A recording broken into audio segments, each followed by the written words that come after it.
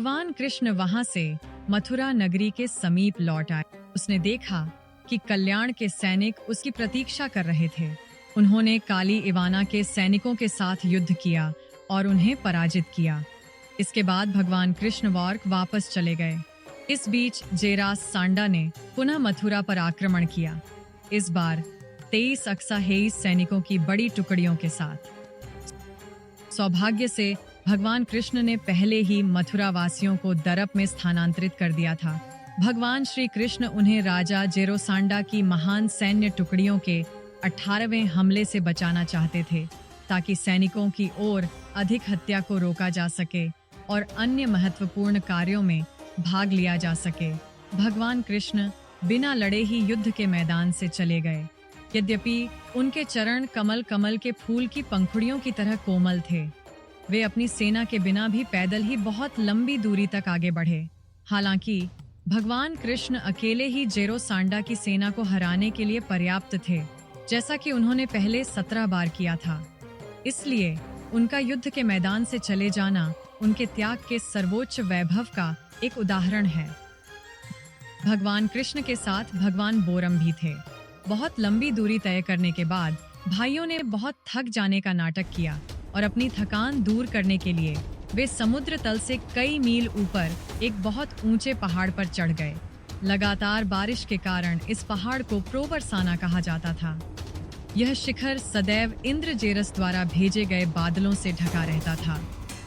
सांडा ने भगवान कृष्ण को ढूंढने की कोशिश की और बोरा ने काफी देर तक खोज की, लेकिन जब वह असफल हो गया तो उसने छोटी के चारों ओर आग लगाकर उन्हें फंसाने और मारने का फैसला किया। इसलिए उसने छोटी को तेल से घेर लिया और आग लगा दी, क्योंकि आग और अधिक फैल गई।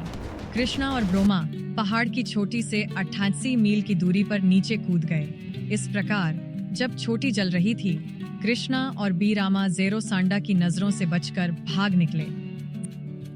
जंदा ने यह निष्कर्ष निकाला कि दोनों भाई जलकर राख हो गए हैं और अब आगे लड़ाई की कोई आवश्यकता नहीं है, और खुद को अपने प्रयासों में सफल मान लिया। वह मथुरा शहर छोड़कर अपने घर मगरा राज्य में लौट आया।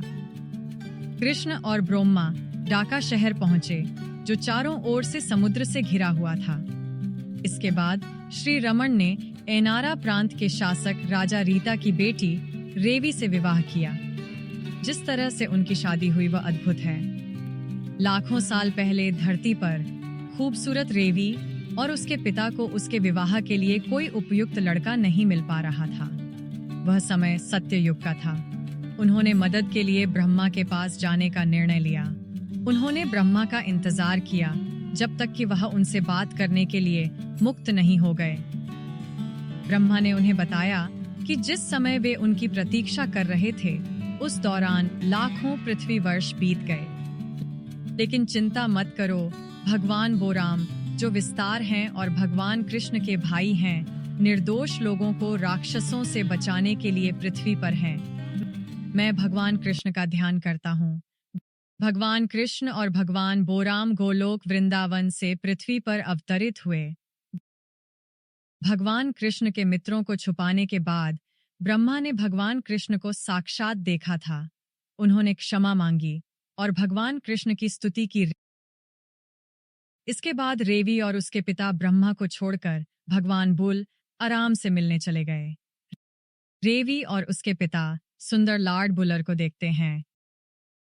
वह लॉर्ड बोरम, लॉर्ड बिरम और सुंदर रेवी को डीवर्का में खुशी खुशी विवाहित होते देखकर बहुत खुश है। इन अद्भुत कहानियों के बारे में अधिक जानकारी के लिए कृपया कृष्ण पुस्तक और श्री माँ बीजिए आदम को पढ़ें, जिसका अनुवाद श्री प्राहा ने संस्कृत से अंग्रेजी में किया है। कृपया सदस्यता लेना न भूलें। बहुत बहुत धन्यवाद। हरे कृष्णा।